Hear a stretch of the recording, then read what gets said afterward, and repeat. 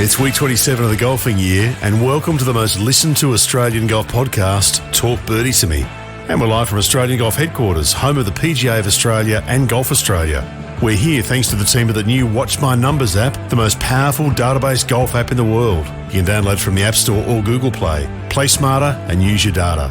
And Ping, who help you play your best, just like they have for Nick O'Herney's whole career. See your local golf shop or professional and arrange a Ping club fitting. And the Golf Clearance Outlet. They're in Melbourne, Sydney, Brisbane and Perth, and online at golfclearanceoutlet.com.au. If you haven't joined their membership club, GCO Live, check it out. Discounts, early bird specials, and great prizes. Now, former world number 16 Nick O'Hearn and former Tour Pro Mark Allen. This is Talk Birdie to Me. I'm in very good health. I just won 2 club championships, not even senior. 2 regular club championships. To do that, you have to be quite smart, and you have to be able to hit the ball a long way, and I do it. He doesn't do it. He can't hit a ball 50 yards. He challenged me to a golf match. He can't hit a ball 50 yards. I think I'm in very good shape. I feel that I'm as in good a shape as I was 25, 30 years ago. Actually, I'm probably a little bit lighter. Look, I'd be happy to have a driving contest with him. The reason I got my handicap, which when I was vice president, down to a 6. And by the way, I told you before, I'm happy to play golf if you carry your own bag. Think you can do it? That's the biggest lie. That he's a 6 handicap of all. I was an 8 handicap. Yeah. 8. Never. But I had, you know how many? I've seen you swing. I know you swing. Let's not act like children. President Trump, we're going to 21 Let's not act like children. So forget about arguing about the virtue of looking after the America, which is the free world leader. Most powerful man in the world, basically. Let's get passionate about golf handicaps. And carrying bags. I do want to see that driving competition. Yeah. I want to see that. Let's forget about the debate number 2. Have you seen both? 3. Have you seen both their swings, by the way? Yeah, Trump would steamroll him. Yeah. But what handicap do you think Trump is off? Because he just said he won 2 club championships, not even senior. If he was here in Australia and had to play via our rules, he'd be 16. But over there, he'd be a 12 marker. 12, yeah. Right? You know what he plays off? No. I think he's like a 2 or a 3. and Joe Biden, he's more like Mr. Haverkamp in Caddyshack. Yeah. There was a great meme or something on social media. I saw that with Joe Biden. But I think the Secret Service might be helping out Donald Trump with some friendly bouncers. If he's off a 2 or a 3, of course. A lot of mulligans as a president, by the way. It's funny you mention Caddyshack, because when you're listening to that audio, all you can think of is the men. They're a menace. They're a menace. Or when the kid's double bagging, he's got Mr. and Mrs. Haverkamp. Oh, it's That's a peach, hon. I could just imagine Joe Biden out there. Anyway, we shouldn't be talking about the stupid debate. We should be talking about Cameron Davis, who's won this tournament for the second time. He won this tournament 3 years ago. incredible. And we almost had an all-Aussie playoff. Yeah. Minwoo Lee. He bogeyed the last Minwoo, didn't he? Yeah, he went long. Unfortunately, on 18 and left himself with basically an impossible chip. Yeah. Well, I was watching online. I got home and I flicked it on, and I went through the back 9 holes. I reckon Cam Davis was that stiff. So on the 10th hole, it was a 30-footer that full-on horseshoed. On the 12th hole, it was a putt across a tee. So he had to aim at about 10 foot left of the hole. And then once it got sort of pin high-ish, let it fall down the tee. That one caught a big chunk of it. Wow. I think the next hole had a 10-footer, and you could tell, he hit a good putt. Yep. But he just didn't read it right. Then he got unlucky on the par 5? Oh, unlucky. So he's hit a drive, 293 yards. He's got 290 yards over water to a back pin. So it's probably a 260-yard carry. He lands it pretty much on the green. It might have been just on the fringe, but bounces onto the green. And I already know he makes a 6, so I'm thinking to myself, was he 4-putt this? He doesn't 4-putt. Anyway, I kept on watching, and slowly the ball rolled back. And there's no false front there. Well, apparently there is. It was just unlucky. Wow. Because the commentators didn't even know, Nick. Oh, anyway. Yeah. I saw afterwards, he said, look, I felt as though I could have had 6 or 7 shots better today. Well, he could have. That's how well he played. He could have. And then in the second par 5, was that 17? 17, yeah. So he had this beautiful, big, high drawing 3-wood to a back left pin, and it landed just short. If it landed 2 yards further, he probably had a 6-footer for eagle.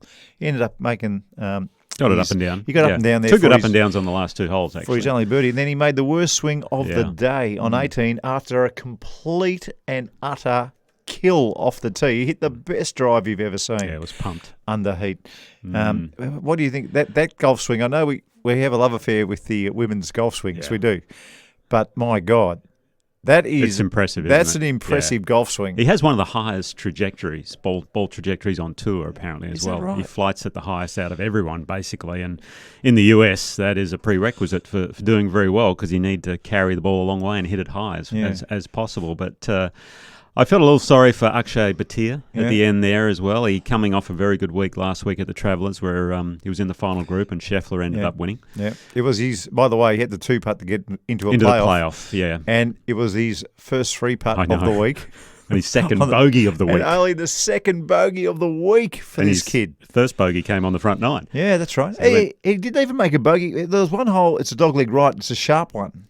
Yeah, I saw that. And he only hit the tee ball 97 yards. He hit a tree. Yeah, hit the tree, but he still made par from that spot. spot. It was a great four. Which was really good. Really good four. But he's a good story, Bhatia, because he's done things his own way. He turned pro at the age of 17. Yeah. Didn't go the college route, and everyone criticised him for it, and ended up going Corn Ferry Tour and won there and got his card, and he was looking for his 3rd win. He's already won Barracuda in a playoff. He won that. That's and then he won Valero Texas Open earlier this year in a playoff. As well. So Cam Davis doesn't want to play this dude? No, not in playoffs. He was 2-0. And he put it down, and to his credit, 3 putts the last, does his press interview afterwards. We've been talking about that a bit of late with certain players, but and he owned up to it. He said, "Look, I was a little nervous, and I knew it was a quick putt, but the greens were a little slower throughout the day. Left it 4 feet short, and they had the behind view again. He looked as though he hit it where he wanted, but he just misread it and could have gone firmer, I thought. I thought it got a little bounce halfway. I watched it about 3 times, and I felt like it was going in until the halfway point, and then it just went savage right. Well, his playing partner, Aaron Rai, had a similar putt, and it looked as though he gave it at least a half a cup left. Yes, I agree. And Bhatia was aiming basically left lip, so it was a tough finish. Did you see Bhatia's putt on 17? He had a 10-footer to take the lead. 4. And that was a shocking putt. I mean, straight pull. Even Finchy, who's the nicest bloke in the whole world, so nice you want to whack him. And he won't call a player out. Yeah, that's right. But he did. He did. And you could see that it was one of those camera views that was perfect. You could see the line. He had the ball pointed on, and he hit it sideways. I mean, if it was a 10-footer, he pulled it 1 foot. It was a 1 foot pull. It was a big one, that's for sure. It was enormous. Did you see the other thing that happened on the back 9? Cameron Young, when he leant on his shaft. Did you see that? No, he snapped his driver on 14. Oh, you are joking. So he's in Cam Young. He's a fascinating story. He's like 23 in the world. Still hasn't won on the PGA Tour, and he's got his ranking down to that. So very impressive. Came second to Cameron Smith at the Open Championship. He's had about 8 runner-ups on the tour at St Andrews. Yeah, but he kind of. Came home in an ambulance basically on that back 9 on the last few holes, and you could see it was starting to get to him, the frustration, and he hit this drive way left, leans on his shaft, and the shaft has bent so much, and you can just hear a little, it didn't snap, but there's a crack, and weirdly, the shaft bend actually matched the shot tracer as it's going along, like this big hook to the left, and so he didn't have a driver for the last 4 or 5 holes. Hey, just before we move off the winner, I want to talk about Minwoo Lee in just a second. But Andrew Tschudin, who is Cameron Davis's caddy, he came 2nd or 3rd in an Australian Masters once upon a time. Started working at Golf Australia, started caddying for some of the younger players, and now fine player himself. Yeah, he was a really good player. In fact, I used to always tell Andrew Tschudin, I always used to tell Andrew Tschudin that Stuart Appleby had a poor man's Andrew Tschudin swing. Stewie had a better swing than Appleby. Than Stewie. Yeah, wow. but unfortunately Stuart was 6'2" and strong as a bull, and Stewie's 5'2" and didn't quite get it out there. You got any pull with Cam Davis? No pull with Cam Davis, but I do know he's caddied quite well, Andrew Tschudin, and I'd love to talk to him if we can. Well, we should talk to him. And Pete has written in with a question saying, Marco, I think we need to see match play between Nick O'Hearn and Cam Davis, front nine left-handed, back nine right-handed. Can you make it happen, Marco? Well, that would be good. I reckon we can probably get 4 holes. He will somewhere. wipe the floor with me, I can tell you now. We might get you from the forward tees, and Cam can be all the way back. I played another right-handed game the other day. How'd you go? Up at Cathedral. How'd you go? I shot. So again, my handicap is ridiculous. They've given me a 9 right-handed, and that's not right. That's not fair. So I played off 9, and I had 30 points. So what's that? You've done really well. I shot 87, 15 over. That's fantastic. So it was okay. Yeah, lost a few balls. I'm surprised Cathedral's still open. Normally it closes down a little bit for winter. It's about to shut now, actually. Is it? Yeah, just for a brief period. Minwoo Lee, now 4 birdies on the back 9 to get into tied for the lead. Chipped in twice. I'm not sure whether you saw his highlights or not, but didn't see the chip-ins. I just saw the last couple of holes. He had a bit of an issue going too far. So 3 times he's gone too far. You see it a lot with players who hit the ball a million miles. Yeah. Has he got Harry Diamond on his bag? I want to talk about him. He's on my list as well. Okay, all right. No, he doesn't have Harry Diamond. But quite often for youngsters who hit the ball a million miles, it's the last thing they fix, isn't it? Under pressure to get their distance control under control in the heat of battle. Well, you got to allow for that adrenaline as well. And that hole, not that I've played the golf course, but from what I could see, anything above the hole is very, very difficult to get it up and down. If you are going to err, well, you've got to be a little short. Cam Davis missed it in the perfect spot, a little short right or pin high right. Wasn't his best swing, as you said earlier, but it was pretty simple up and down. And where Minwoo went, that was just horrible. So, that was horrible. It was a tough finish, but a great effort, though, from where he started. Yeah, so many of our older players, too, doing very well in the US Senior Open. But unfortunately, as we record, they've got about 8 holes left, the leaders. Richard Green, where was he? About 3 or 4 shots back last time 4 shots back in 3rd position. And 2 shots in front of 4th. Yes. Yeah, so he's going well, Greenie. Yep. He's going so well. Fingers crossed. Because he did well in the first 2 majors of the year too, didn't he? I saw them. They were talking about Richard Green. I saw it in the commentary. They were talking about Richard Green. Trending is the term that they use because he's shot a couple of really low scores in the first couple of majors and found himself right up there in the biggest major of all for senior golfers in the men's side anyway is the Senior US Open. We kind of saw it coming too, didn't we? We saw him perform well in some of the events down here in Australia, getting his game up for when he turned 50, and then he went to the European Legends Tour, won a couple of times over there. So it was a matter of could he get starts in the US and get his card, which he's obviously done quite comfortably. And that golf course looks a treat, Newport. Now, I've never been there. I've seen it a number of times in US Amateurs, and quite often I've caught the coverage. That course has never looked better. Looked fantastic. Where they used to hold the America's Cup around there, right? Yeah, that's Newport, Rhode Island. Yeah, that's right. Yeah, it's in the Hamptons, isn't it? Up that way, I believe. But the course looks spectacular. My top 5 is going to be because of how good that golf course looked a little later on in the show. Okay, so something to do with that. Well, a couple of weeks ago we had some. I think it was from feedback, wasn't it, Dan? Yeah. Where someone sent in do the best conditioned courses you've ever played, and that's what I'm going to do. The top 5 best conditioned courses I've ever played. Hey, speaking of the seniors, did you see what Frank Bensel Jr did?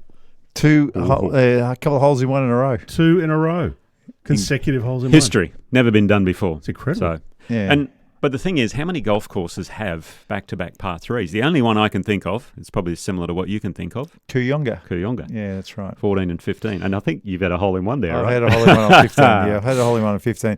I always tell this story whenever someone does it, but Trevor McDonald at the Victorian Open at Woodlands Golf Club, 4 par 3s, 2 of them back in the early 90s had prizes.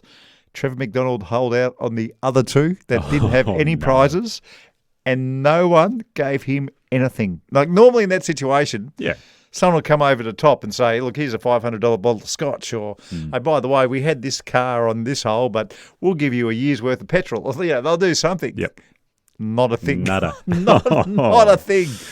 Not long after that, I stole his caddy as well. Good on you, Trev. Came my way. No. Nick, have you heard the story about Mark's celebration when he thought he'd won a car? Was that at Kooyonga? Yes, at Kooyonga. Go on. At the start of the week, when you're playing your practice rounds, you look up, it was the Ford Open. Right. So you walk onto that tee and you have a look at the Ford and you go, yeah, it's not bad. And then you look up and it said Thursday through Sunday, which made sense because quite often they'll just Saturday, Sunday just only. the weekend, Yeah, but because it was the Ford Open, of course it makes sense to put a Ford up for any day. So I'm at the 15th hole and I'm on the cut line and I don't have a cracker in my pocket. I am that broke, it's not funny. And I have to make this cut. And everyone in the whole place knows it's an even par cut and I'm even par. The pin is cut so far left, you just wouldn't believe it. The deepest bunkers in the whole world are on the left side. So I'm aiming straight right, trying to make this cut. Put it anywhere on the right side of the green. Anywhere. Even if it's in the right bunkers, I don't care. I'll be right. So halfway down, I know I'm pulling. I know it's going left. Hanging on for dear life. I'm hanging on for dear life. And I struck it. Perfect.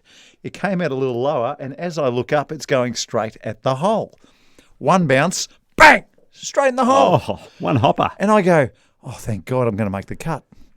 And then I'm going, oh, hang on a second, I've won the car, right? So I won the car. It's close to the clubhouse, so there's people everywhere. They're jumping up and down, going crazy. I start, just driving, like doing the steering wheel, like I'm driving the car. Then the crowd's getting into it, so I start getting into it. I go up to the car and I'm kissing the car and I'm carrying on, right? I'm carrying on like a real wanker. And then someone in the crowd yells out, hey, dickhead, it's Saturday, Sunday only. Oh, no. Right. So You got to love Aussie crowds, don't you? So listen, it gets worse. It gets worse. So I make the cut, I par in, I'm a couple under, and I'm happy with myself. I'm going to, stay afloat for another week. Anyway, that night I've gone out, bought myself a steak. I've got home to my hotel room. I put the TV on, and Sports Tonight's on, right? So I watched the whole Sports Tonight. It comes up to the play of the day, and it's Tim Webster. Remember old Tim Webster? Yes. So Tim Webster, they show the whole thing. Oh, beautiful. And then they play the moment on TV where someone's yelled out, hey, dickhead, it's Saturday, Sunday only. You can see my face go white. You can see my face go white. So they play it all. Then they go back to Tim Webster, and he just looks down the barrel and goes, oh, no. Oh, no. That is a tough one. Actually, Such a good story. If you Google Mark Allen Hole in One, it's the only one that comes up. You can actually see it. I'll have to have a look at that. Yeah. Oh, no. Well, you don't see that bit. Yeah. You don't see that never bit. mind. No, I had one at the Singapore Masters one year. Yeah. Pro-Am. Holed out on the 17th, the toughest par 3 on the golf course. Mate, that was a driver, wasn't it? Or through? How long was it? No, it was a long par 3. It was green? like a 3 or a 4 iron, something like that. Green, yeah. Giving away a yellow VW, but it was only in the tournament, not in the Pro-Am. So there you go. Anyway, that's my... But did you go and kiss the car and drape yourself all over it? Definitely not. No. No, it was funny. Hey, funny. can we move on to Harry Diamond? So yeah, sure. So it's Rory McIlroy's caddy. Yeah, that was the reference earlier, obviously, from hitting it over the back of 15 green where we knew he shouldn't have gone. Yep. Well, someone's gone to the trouble of going back and having a look at all Rory McIlroy's failings when he had a chance to win, and then squarely putting it on Harry Diamond not being strong enough to say, hey, listen, don't hit driver here. Hey, it's a 290-yard carry and you're tied for the lead. You don't have to hit 3-wood 290 yards. That was in Dubai, I think. That was in Dubai, put it right in the water. I mean, he's a good wedge. I mean, he's half decent. He's a very good putter. One of the best wedge players on tour of recent times. That's right. And by the way, if that playoff is up and down 18, all you got to do is make par. Just give yourself a chance to make the birdie, one after another. But when I saw that all pieced together, wow! I mean, you're asking some questions. It is time for Rory McIlroy to get himself a new caddy. Well, I mean, yeah, Harry's obviously a lovely guy, good mate of Rory's. We've spoken about this before. I just think he needs someone different in the majors. I think just for a fresh change and maybe a job share or something like that. Adam Scott did the same thing with Steve Williams and another guy. They job shared for a while. And it's a kick in the teeth, though, isn't it? I mean, you caddy all year long and then the Masters comes around and you can't get to the Masters because he doesn't rate you under pressure. Well, you split the money with the other caddy, though. Is that what you do? Well, I've heard that sort of a deal going around as well. So you're riding that horse if you're not there, that's for sure. I wonder if you should go back to, was it Fitzgerald, who he famously fired after having a falling out with? Oh, JP. Yes. JP was a very good caddy. He was a very good caddy. I wonder if Steve Williams would do it.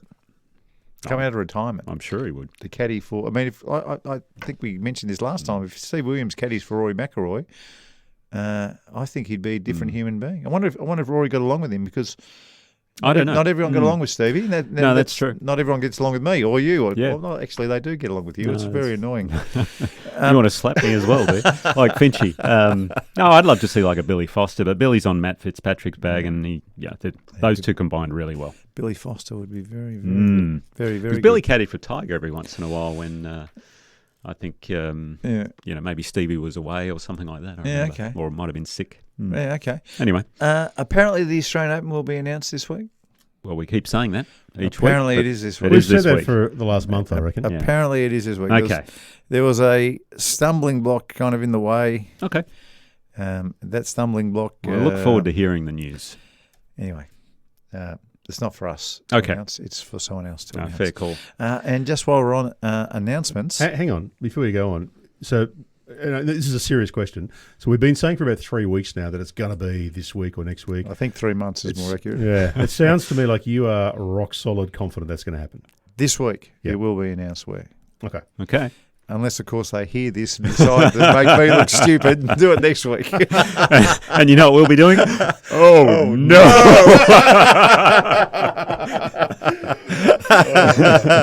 Now, just before we get to the turn, my source has been activated. Which one?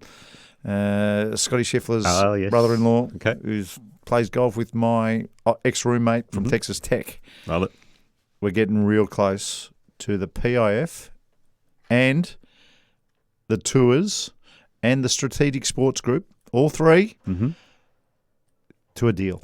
Okay. We're getting real close. Good to hear. And I think from the source's understanding is that we'll know by the end of the year the terms. I think it's been agreed that we're all jumping back in. They've just got to sort out the terms of how players come back. I'm going to be fascinated to see what the rundown of it all is. Yeah, some players will still play on the DP World Tour, and some players will be playing on the PGA Tour, who get to play in what we think is going to be the Grand Prix of golf. Yeah, the Grand Prix circuit of golf. Okay. How do we, does the money earned on these special events, do they count equally on both tours? Yeah, all those sort of details. So hard to work out. Hard to work out. If they can get it to where it's half decent first year and make it fairer and fairer as we go, because a bit like the tour, the season ender, what's it called, the Tour Championship, and the FedEx Cup playoffs. Yep, it's taken a few goes to kind of get it right, and I still don't think they've got it right. Well, it's got better. Yeah, it's gotten better. It's got better.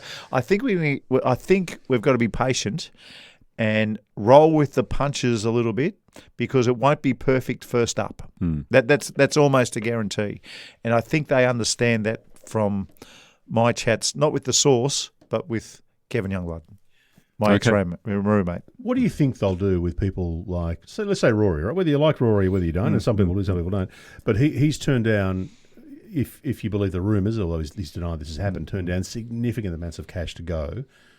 If they get together, there's got to be some kind of compensation for that, surely. Yes, there will be. Yeah, well, they've spoken about having equity and things like that. The guys that haven't gone in this, what do they come? I'm trying to remember. It was so long ago. PGA Tour Enterprises, the for-profit organisation. So, a few players paid the fines too that were levelled at them as well. So I mean, what do we do? Does that stay in petty cash on the DP World Tour, or do we give their money back? Now that we're all singing from the same hymn book. It's probably been spent on other things, I'd imagine. So there's a stack of stuff to work out. And it'll take a little bit longer than eating a couple of party pies at the turn. So I'll see you on the 10th tee.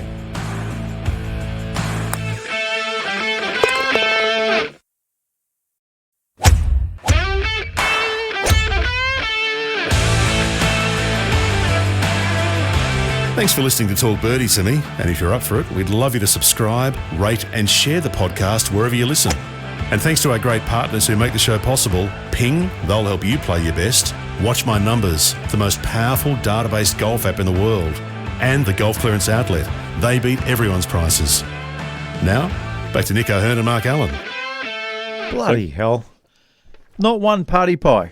at the halfway house. Well, you ate them all last week. That is garbage. Yeah. Who's stocking the oven? But how many did you eat last week? Was it like 7 or something? Or I'm not. 6? Well, I'm doing it from home next week. If there's no party pies, I've had enough. Okay, Okay, time for this week's top 5. Top five. Yes, this week's top 5 is my best condition golf courses that I've ever played. Ever played in your life? Played. And there's a couple of little interesting ones, I think. Right, It yeah. is only a top 5. There's no special mentions this week. So Are you going to give us grass types or just a description of how perfect it was? I'll just give you a description of how good it was. I'm not as big a grass guy as you. I know you're big on it. I love grass. You do. Well, the trees are more the issue with you.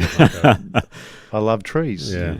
Well, you love cutting them down. No, I don't. I love trees, and I Okay. love trees looking their best. Fair enough. Well, some of the fastest greens I ever putted on was at the tournament we used to have in the US, where I was a member of one of the clubs, you're joking. the Tavistock Cup.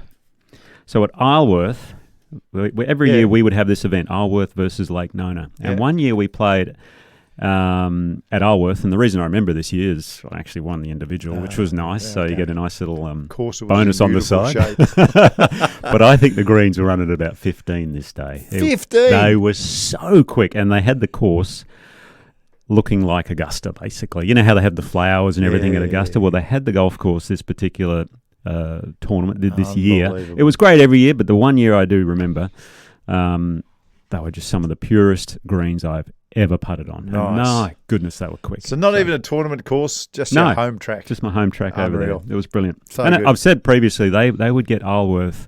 They would manipulate it so it was similar conditions to the major you were about to play. Unbelievable. Tiger obviously lived there, and he would have a word to the greenkeeper and say, hey, can you grow the rough up? Can you shave it down? Do all these different things. So Tiger had a bit stuff. of pull, did he? That's amazing. A little bit. Yeah, Just okay. a little, yeah. Who'd have thought? Who'd have thought? Number 4. Yes.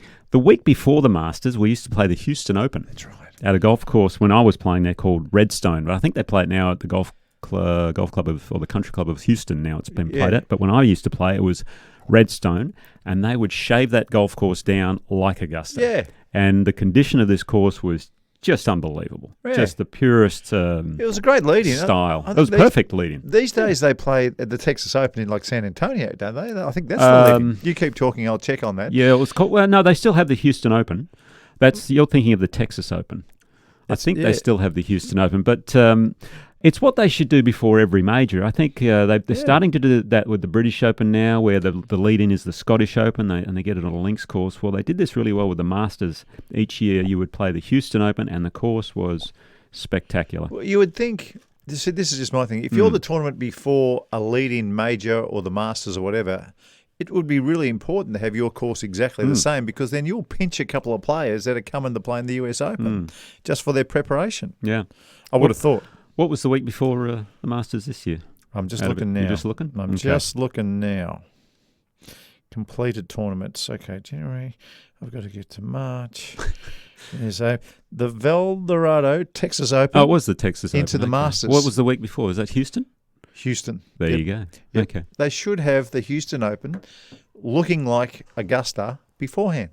Which is exactly what they did. Wonder Anyway, why that's happened. I bet the Texas Open have paid for that right. yeah, maybe. To sneak a couple a players. little bit of cash, maybe. Yeah, okay. Yeah. Number 3, one of my favourite tournaments every year, and it's Jack's Place, Murfield Village. Really? It is so well conditioned. Are they bent fairways pristine. there? Are they bent or are they... Oh, sorry, I don't... Yeah, I'm not a grass guy, but I'm pretty sure they're bent. It's either bent Or some sort of a or it's cooch. ryegrass and bent. Ryegrass bent mix. Okay, yeah, you're the grass guy. I'll leave you with it. I don't know. But that golf course, the back nine is stunning, and there's holes on that course again that look like Augusta. Yeah. Some And there wouldn't be brilliant holes. one patch of the whole property that's not in shape. No, exactly. Yep. Unbelievable.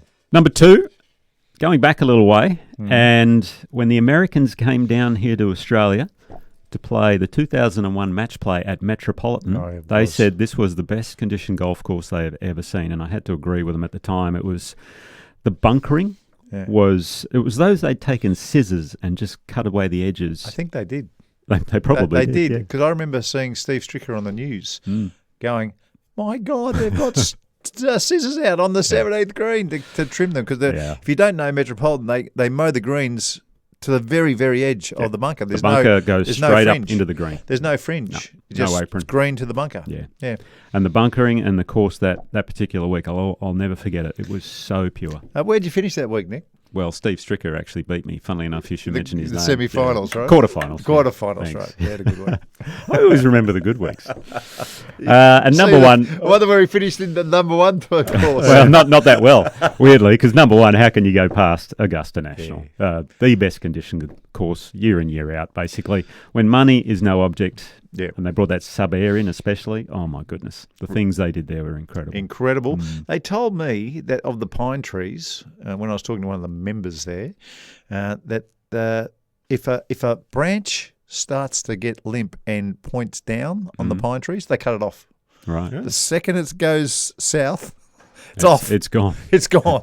Well, I remember from when I played there, a lot of the pine trees, all the limbs on the inside were taken off so that the trees leaned in towards the fairway. That is correct. Yeah, so that was fat. And then they'd run the grass back into you off the tee so it played longer. You were hitting into the grain all the time. It was brilliant. Is it the greatest practice range in the world? Would you play? I haven't been on the new one. No, I was only on the old one, which is now the members one, and that was pretty good back then. But the best one, I think, maybe we should do a top 5 ranges. Oh, you need to do that. Yeah, because Sawgrass would be up there. They have a great range. Yeah, I've been to Sawgrass. There's a couple others. We'll that's a good one for you, because you one. would have seen some of the most ridiculous driving ranges, practice areas in the history of golf. Okay, anyway, that's the top 5. Well done. Want a bit of feedback, boys? Please. Let's go.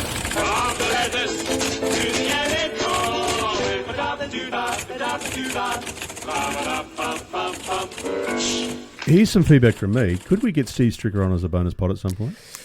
Ooh. That'd be funny. Have you still got his number? Oh, I never had his number. I deleted it when he beat me.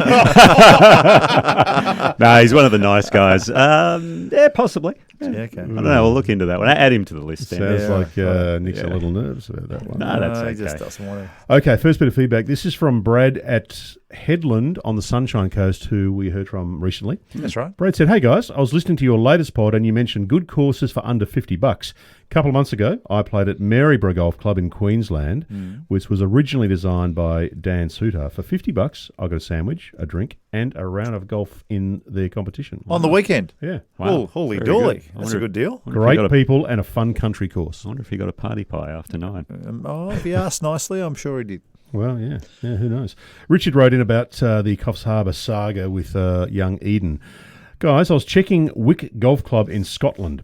I looked at membership and I noticed they have an under-12 membership for £30. Maybe Eden's club in Coffs Harbour should learn to embrace the game for all ages. Also, you can even take your dog on the course over there, but not here. Love the pod. Good on you. Thank you. Do you reckon Coffs Harbour Golf Club would like to talk to us? Maybe debate? We've seen some good debates lately. Maybe we could debate them. Well, it'd be interesting to, you know what? Jokes aside, it'd be interesting to get them on and say, what's the rationale behind this? Yeah. True. Let's do it. Yeah, let's try. Yeah, let's try. By the way, Richard goes on to say, Mark, you talk about players having a good swing. Maybe a masterclass could be done on what makes a good swing at some point. Stay tuned.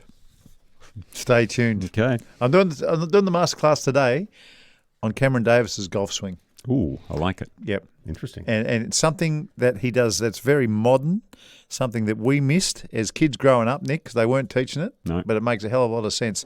I've got my apparatus. I'm all set. Good. One alignment stick and one golf club is all that's required. Okay.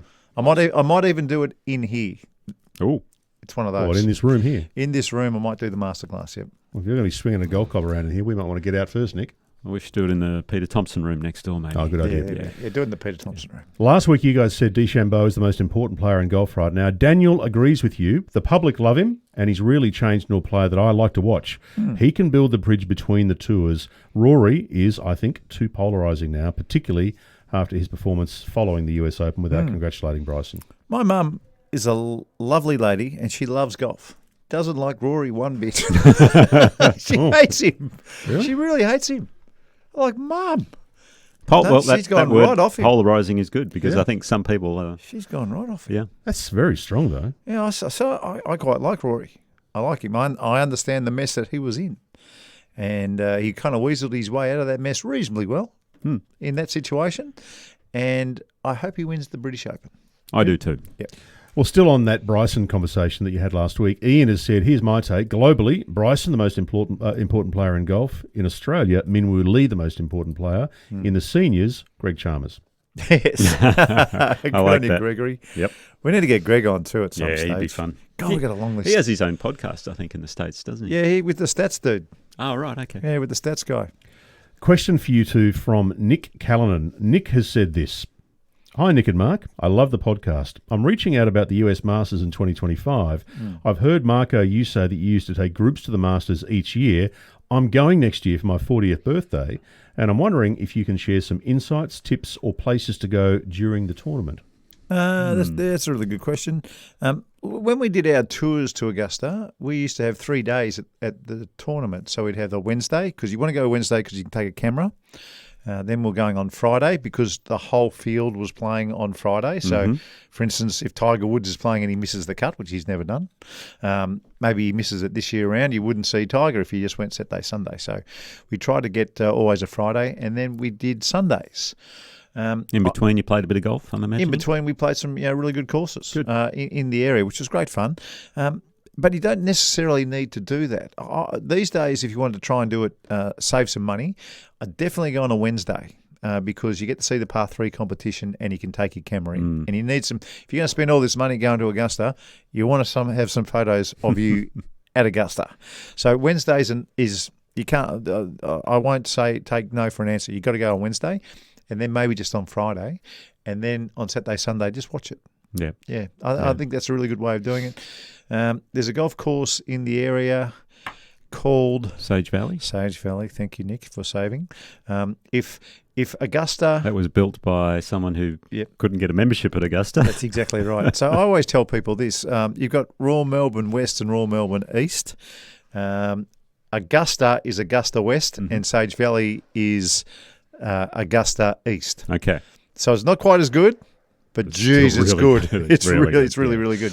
Yeah. And you pay, it's $1,000 US, but once you get through the gates, everything's free. Golf's free, everything's free. Okay. It maybe except your caddy. Out of interest, because I only went there as a player, not as a spectator. Could you get any access to the clubhouse at all, or is there a way to do that? Yeah, we could.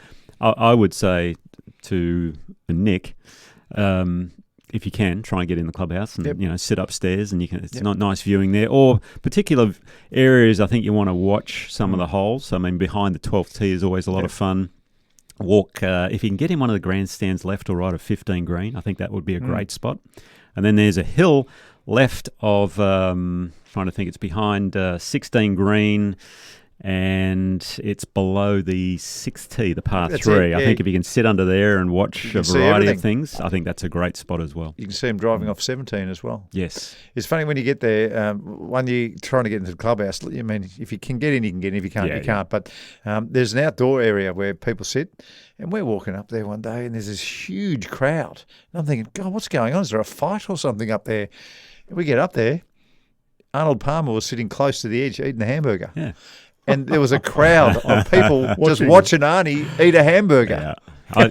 I had lunch up there one day on the balcony with some friends that I'd invited, and they were sort of sitting with their backs to the table behind them. Yeah. And I said to the guys, stay calm, but behind you is Arnold Palmer, Jack Nicklaus and Gary Player having lunch, and you should have seen the looks on their faces. They were just, They spin around? And, of course. I said, don't ask for autographs, not allowed to, and things like that. But, it was pretty iconic little trio. The big three. So outside of the golf course, is anything off course that is a must-do while you're in Augusta? You've got to go see John Daly selling stuff out the front of Hooters. That's down the road, is it? Where is that? Yeah. Just down the road. Okay. Go say hello to John. John turns up in his Winnebago, and behind the Winnebago is this enormous truck, and it's full of his clothing. And they tell me that he makes $400,000 that week just signing items for people and selling his clothes out the front of Hooters. Jeez. By the way, his son Little John is playing on the Corn Ferry Tour, is sponsored by Hooters. He's playing on the Corn Ferry Tour. Well, he got to start the other week. Oh, okay. He got to start the other week, and he's got Hooters all over him. Understandable. Little John. Funny. We had the bonus pod with Jonathan Yarwood last week. It was fantastic. Yeah, he had some of the stuff he talked about was so compelling, wasn't it? I love him. Fascinating. I love the guy. It really was. A lot of good feedback on it. A couple of comments we had. Chris Rodriguez said, tremendous episode. I love Jonathan Yarwood's philosophy. Technology should validate and enhance, not be used for the sake of it. And Dan has said he has some great content on his Instagram and he seems very down to earth. What a great get, guys. Yeah, he's a star. Yeah. He's a Group 1 human being. Now, last week we talked about the par 3 at Isleworth. And the second hole. Yeah, and Chris sent in a photo of it, which the photo was stunning, by the way. It's beautiful. And we had a comment saying, the toughest par 3 in the world as far as I'm concerned, from you-know-who, Nick. You know who? Tiger. Now I don't know who it is. He's a game show host. No. The address here is O'Hearn Joe. Okay. Well, that would be from my mum and dad, actually. 'Cause I have a feeling that's my dad, because he's played that hole several times, and to try and get driver across the pond. Well, it's not from your mum, because your mum calls you Nicholas. That's true. I know very, that. very true. Hang on, do your mum and dad share an address? The Instagram thing, and social media. They share an Instagram. Yeah. So my wife and I share an Instagram. I've noticed that. We Yeah. do. And you share an email as well. That's right. Yeah. That's very strange. I share an email with my wife as well. Yeah, But I have other True emails. Love. It's called True Love. Dan, you should try it one day. I don't share an email with my wife. Lots of comments on Rory. I'm not going to read through them all because there's about 30 of them. I'll just give you a couple here. Lee has said, this is in the context of talking about whether he will or won't win another major, which we talked about last week.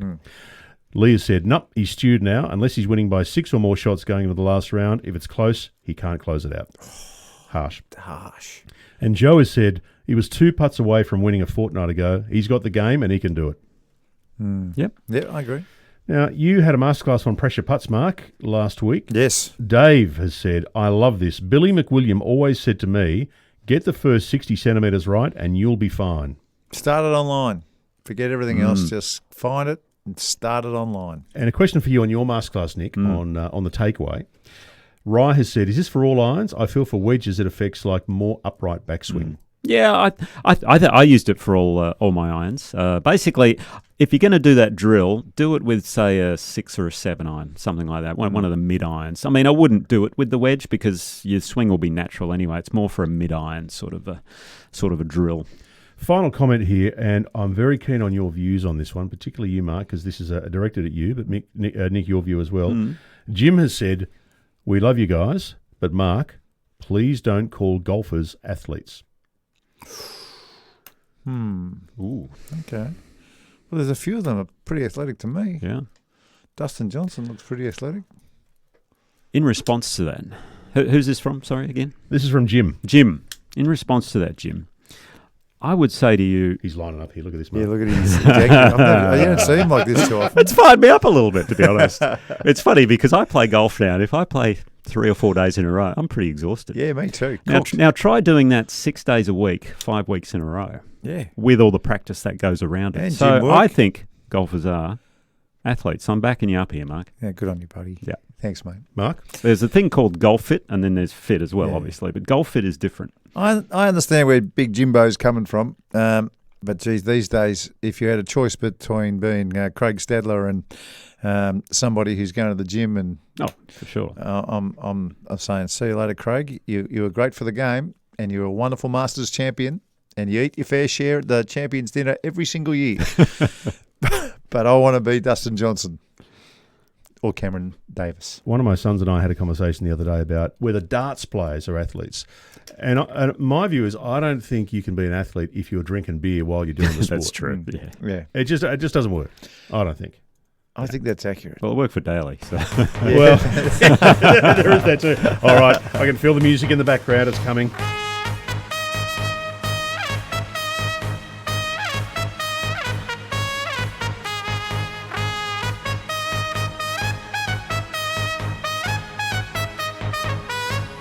Yes, and this week's Ping Global results. What a result it was for Australian golf with Cam Davis on the PGA Tour, taking out the Rocket Mortgage Classic. It's quite a name, that, isn't it? Yeah, it is. It is a good name. And he's exempt through to the end of 2026. So the rest of this year, 25 and 26, which is enormous, gets into all the majors next year. World ranking would certainly shoot up as well, which was brilliant. And got him the 40th on the standings this year on the PGA Tour. And top 50 is what you're after, isn't it, to get into those signature events next year? That is right. Which is huge. Stay in the top 50, it's golden ticket. Employed a hypnotherapist a few weeks ago. Yeah, what do you think of that? That was interesting. I like it. I think he was looking for a bit of a change. And sometimes, just a fresh perspective on things is good. Apparently his wife, Yonica, I think that's how you pronounce her name, suggested to go and see this lady by the name of Grace, who don't actually know who it is yet. It's just Grace, the hypnotherapist. So great. The hypnotherapist, correct me if I'm wrong, but if you want to quit smoking, you go to a hypnotherapist, right? I think so. So I'm just getting this visual at the moment. She's an alcoholic comes in, a guy trying to stop smoking comes in, a chocoholic comes in, and then Cam Davis wanders in and says, "I can't win." Well, that's a bit of a different client for her. It certainly Gracie. is. Yeah, but it's certainly one way to do it, and I'm sure she's getting a few phone calls from other pros, I would imagine. Wow, so 2 weeks, bang.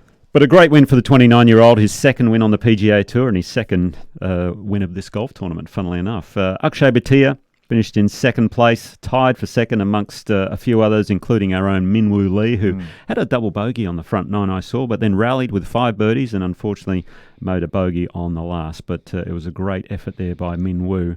Of the other Australasians who made the cut, Ryan Fox tied for 67th and Aaron Baddeley tied for 72nd.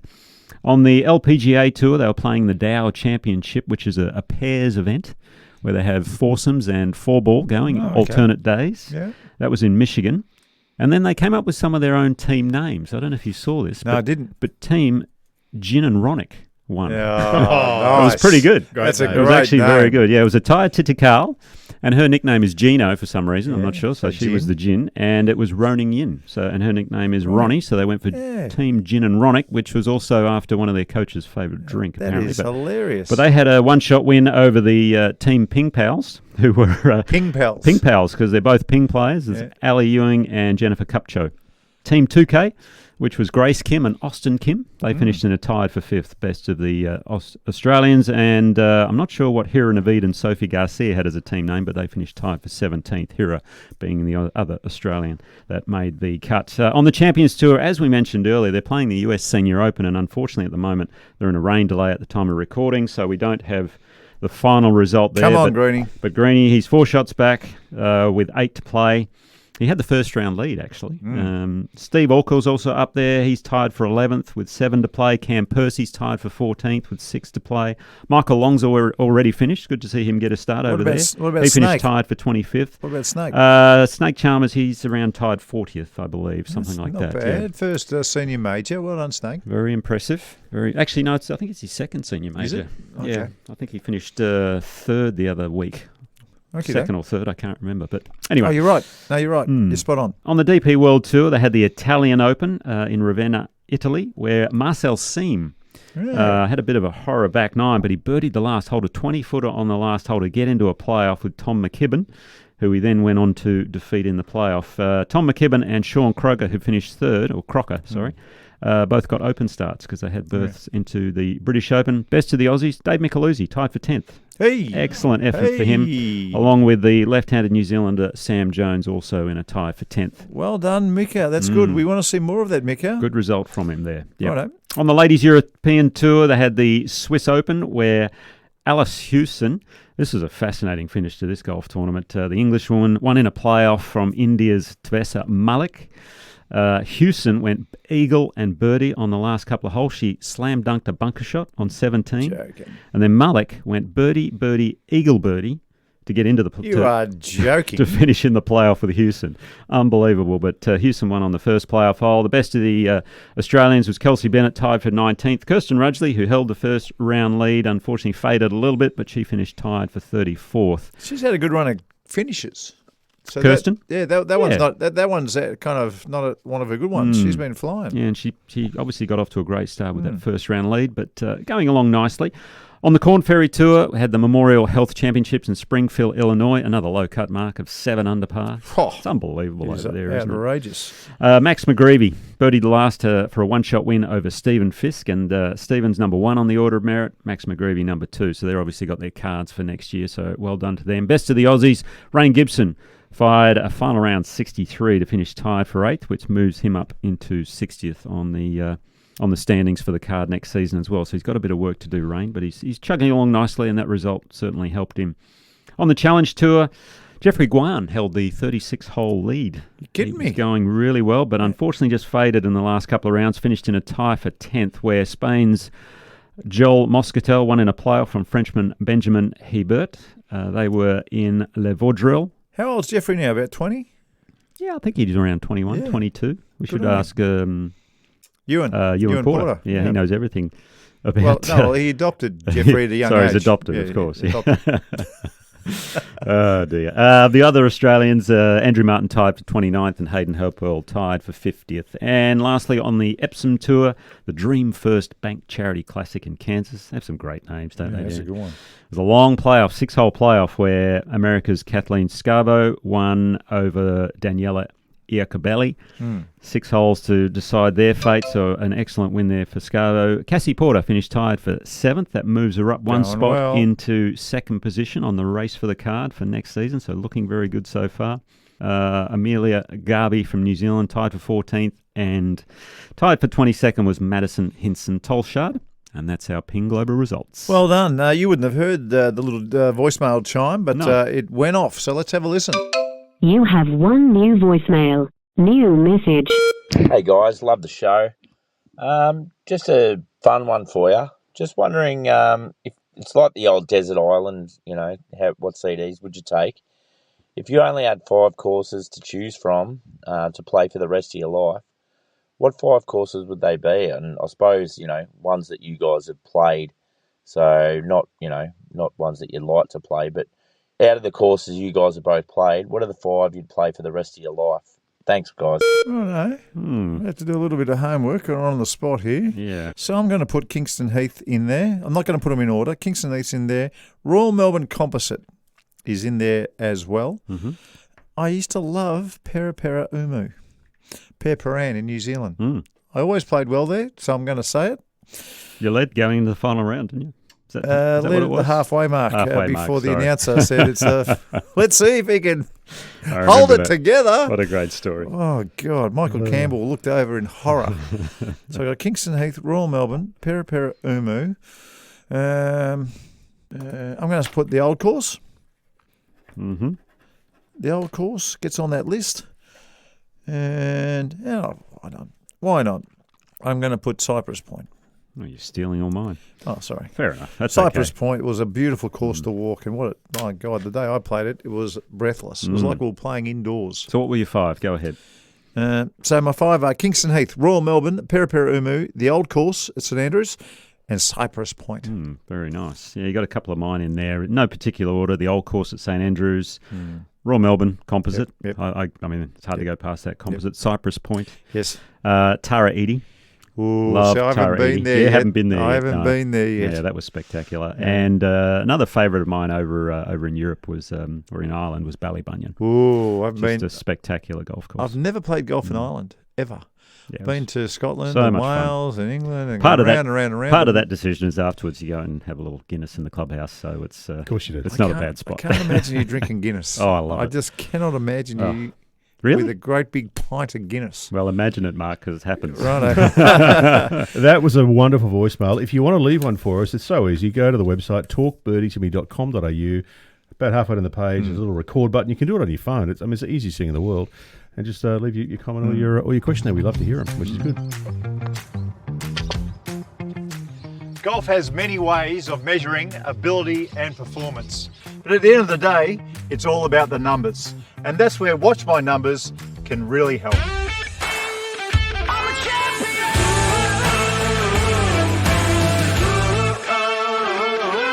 Right, time for this week's masterclass, and it's on our latest winner, Cameron Davis.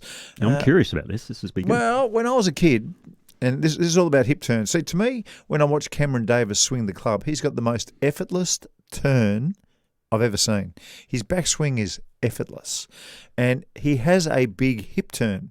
Now, when I was a kid, we were taught not to really turn your hips very much. And the only advice that I'd ever heard about turning hips was Greg Norman. And Greg Norman's advice was that the pocket went straight back when you actually turned. You would have heard that as well, wouldn't you? So, if you're right-handed, your right pocket goes straight back. Yeah, that's right. Went straight back. So, my as far as I'm concerned, that's completely the wrong way to do it these days. Now, modern players, when you see them make a backswing, the right hip actually goes higher than the left. And when you actually do the old drill, where you get a golf club and you put it across your chest and you get in your golf stance and you just make some turns, you want to get your body moving like that pretty much. Not exactly, but pretty much. It's amazing when you do it and you focus on your right hip, what that right hip does, or your trail hip, what your trail hip does to get you a full shoulder turn. And it doesn't go straight back, it doesn't stay still, but your right leg actually straightens a bit. Your left leg goes down. So if the right hip goes up, the left hip actually has to go down. When you're doing the drill with the club across your shoulders and just making big shoulder turns, and you concentrate on the hips, you actually feel where it's going. So if you want to turn correctly or turn like Cameron Davis does, then I want you to have a look at our socials, because it'll make a hell of a lot more sense when I've got the aiming stick through my belt loop when you make the swing. But I want you to do the drill with the shaft across your shoulders and making a full shoulder turn, keeping both feet on the ground. And you will feel and see what the hips are supposed to do to make that beautiful, big, full turn on the way back. Love it. Can't wait to see it. Masterclass, thanks to the new Watch My Numbers app, the most powerful database golf app in the world. You can download it from the Apple Store or the App Store or Google Play, and I recommend you go and do that as well. So, go back about half an hour. Australian Open, imminent? Yes, I'm confident. This week there will be an announcement, not only where, not only what state and where, but what format. The all-important format. All right. Will be announced. Fingers crossed. Okay. See you, boys. Bye. Cheers.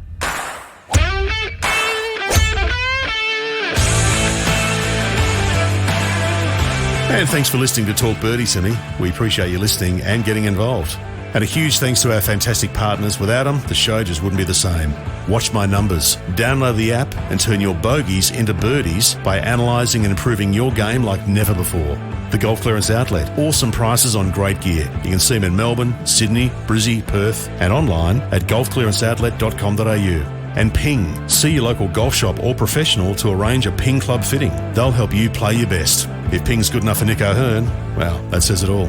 And we'd love you to get involved with the show. You can leave a voicemail with any comments or questions at talkbirdie2me.com.au or send an email or comment on the socials. And if you can share the pod with a friend, well, we'd love that. Talk Birdie to Me's executive producer is Dan Bradley at Kaizen Media. Sound design, Daryl Misson at loudzebra.com.